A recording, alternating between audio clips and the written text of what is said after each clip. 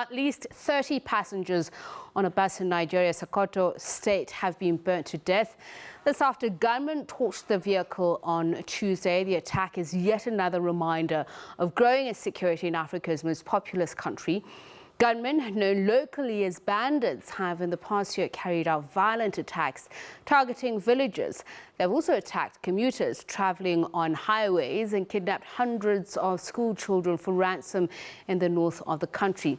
Spokesperson for the northwestern Sokoto state, Sanusi Abubakar, says the bus was carrying 24 passengers when it was set alight by armed men. 7 people had escaped with injuries and were taken to hospital, but 2 residents who reached the scene and helped retrieve bodies say the bus was overloaded. Many of the bodies were burnt beyond recognition. They say they counted body parts of at least 30 people, including women and children. Now, to talk a little bit more about this, we're joined by Dr. Kabir Adamu, who is the Managing Director of Beacon Consulting, a security risk management and intelligence firm. A very good evening to you, and thank you so much for speaking to us, Dr. Adamu. Sounds like such a horrific and brutal attack. At this point, has anybody claimed responsibility for it, or do we know the possible motive? So just like you indicated in your report, in Sokoto State, especially in the eastern part of Sokoto State, comprising about 5 local governments, there has been a history of attacks by bandits. Now, because of that attack, in early September, precisely on the 2nd of September, the state governor implemented certain measures, including banning road movement in that particular local government where this incident happened. And so it's very likely that the attack may have been carried out by these bandits, mainly because of the history of attacks that have been going on there. Now, between that local government, which is Sabambruni, and Isa, as well as Shinkafi, which is in Zamfara State, neighboring Zamfara State, Sokoto State, bandits are known to operate in those locations.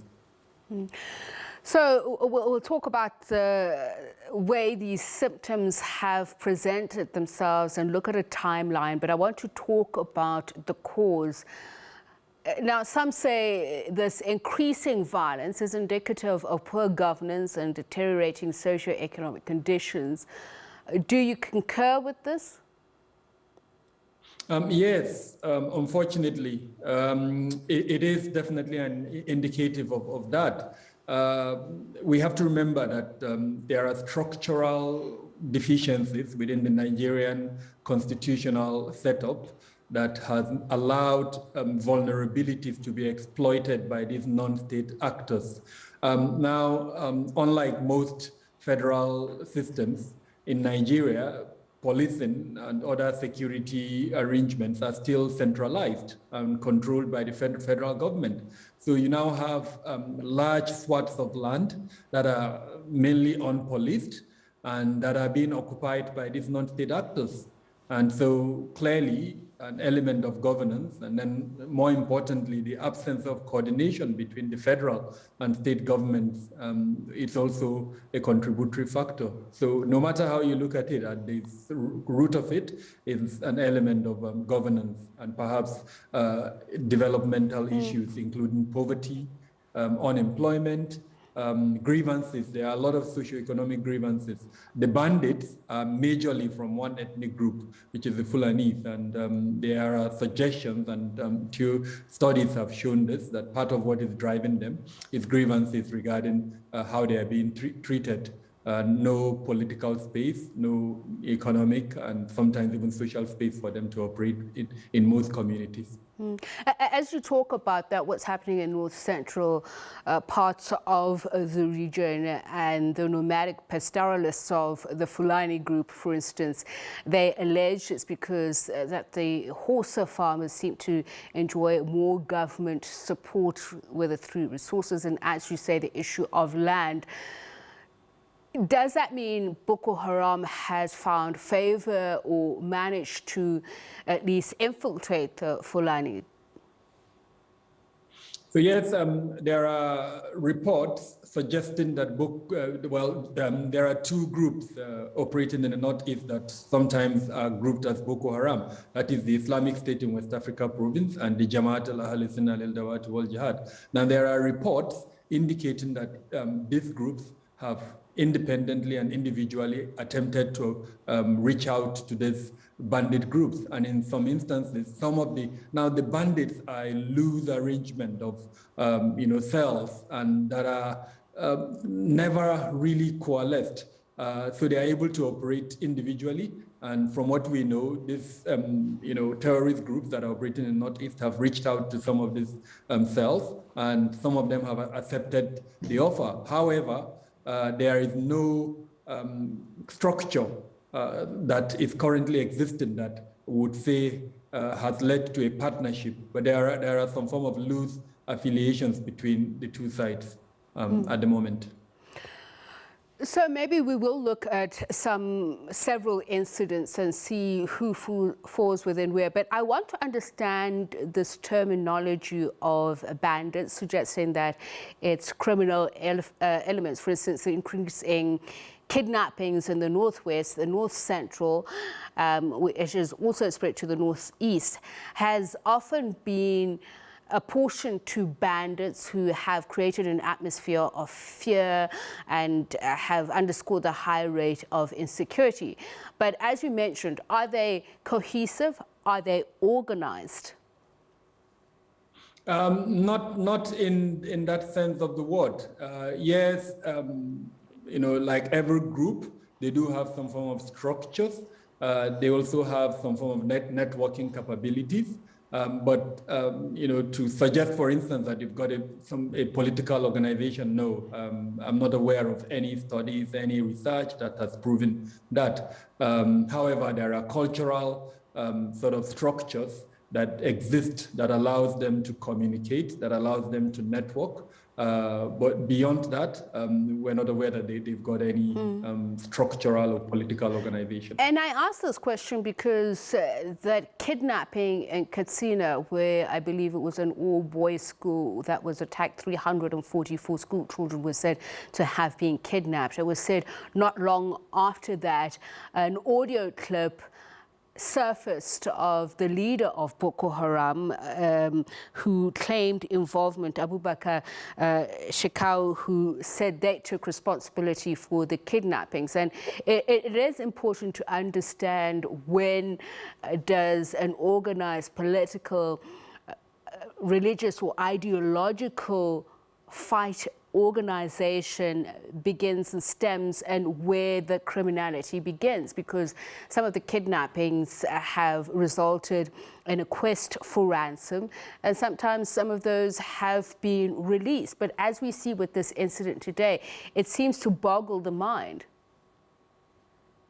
So yes, this is unfortunately quite common within the Sahel region, where ideological groups that are terroristic in nature sometimes form loose partnerships or affiliations with criminal groups to support their funding, revenues and other avenues for generating funding. So like the example you gave, the abduction will be carried out by the criminal group, but then the negotiation for the ransom would be carried out by the terrorist group, mainly because they are able to get more ransom. Once it's recognized as a terrorist group, then the likelihood of huge payments is higher than if it was just a criminal group, as an example.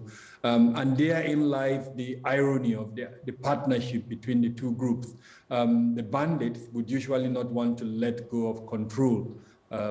They are enjoying some significant, wealth, as it were, for lack of a better word, at the moment. And the moment they let go of this control, then it would be the terrorists that would be driving that. And so that has been the difficulty, more or less, in the partnership between these two groups. Another key element is the ethnic configuration within the two groups. In terms of the terrorists, they are mainly from an ethnic group in northeastern Nigeria called the Kanuris, and most of the leadership of the two groups that exist at the moment, that is ISWAP and the Jamaat al-Ithna al-Dawati wal-Jihad, are of Kanuri extraction, while the bandits, the majority of them are Fulani extraction. And so there is a historical rivalry, as it were, in terms of leadership between these two groups. This is something that goes back to as far as the 18th century, when Usman Dan Fodio jihad, he could not extend that jihad to Borno. So you have a Shehu of Borno who has maintained his dominance within the Northeast. So that is also playing out within these two groups at the moment. But then what is happening in areas such as Niger, for instance, where we've had reports that Boko Haram has hoisted its flags in the Kaure and Shirora local government states? Does it mean that the insecurity has now extended to neighboring states? And is that the fault of the Nigerian government, its inability to fund the borders and the security services? Okay, so we need to be clear here. There is a state in Nigeria called Niger, and this is different from okay, Niger. so it's Niger, so not in Niger, okay. No, and so the governor of Niger State and some of the officials of that state did release a statement saying that they believe that there is a presence of Boko Haram in their state. And they indicated that some of these groups have called on communities there to close schools, and they've hoisted flags. However, there hasn't been any independent verification of that claim. Now, even if that claim turns out to be true, it's not surprising. There, in the past, starting from 2014 into 2015, there has been instances of attacks by Jamaat al-Ithna al-Dawati wal-Jihad in Niger State. And then more recently, there have been reports indicating that some of these bandit groups have accepted and pledged their allegiance to at least one of the terrorist groups that are operating in the Northeast. So clearly, there is this spread, as it were, of this ideological affiliation within the North Central and Northwest of Nigeria. The Nigerian government itself has received some fair criticism about its inability or unwillingness to, use stronger tactics to put an end to this. I mean, some have even suggested that the seat of power of Abuja in itself could be in danger. But I'll go back to the question, is Nigeria's security agencies poorly funded? Do they have enough manpower and resources to deal with these groups as terrorists or bandits? So it's a multiplicity of issues that are at play. And I think it would be unfair to suggest, for instance, that the Nigerian government has not used enough force. Rather, some of us are of the opinion that perhaps addressing the root causes of terrorism and insurgency would be a better approach in combination with the force that the government is using. Now, if you look at from the beginning of the counter-insurgency operations in Nigeria about 11 years ago, with what is happening at the moment, the structure, especially the military structure that is on ground at the moment, is much more robust and has been strengthened over the period. What has been missing, unfortunately, however, is addressing those root causes of terrorism, poverty, unemployment, grievances that exist within the communities, proliferation of small arms and light weapons, and name them. Now, incidentally, Nigeria has a very robust counter-terrorism strategy, and perhaps a review of that strategy would be idle at this moment. It would show clearly that it's perhaps not the absence of the military strength, rather the inability to implement this strategy in a manner that would address those root causes that I mentioned is the major challenge. Another huge challenge too is the inability of Nigeria and the other countries that are affected by this terrorism, specifically Niger, Chad, and to an extent Cameroon, to come together and form a united front against this. Now, it can be argued that there is a multinational joint task force, but then the multinational joint task force has a lot of challenges that has made it a little bit difficult for it to operate in the manner. The question of allowing troops from neighboring countries to pursue terrorists whenever they attack has not been addressed till date. So there are so many issues, despite the joint operation. Would it be an ECOWAS prerogative, maybe?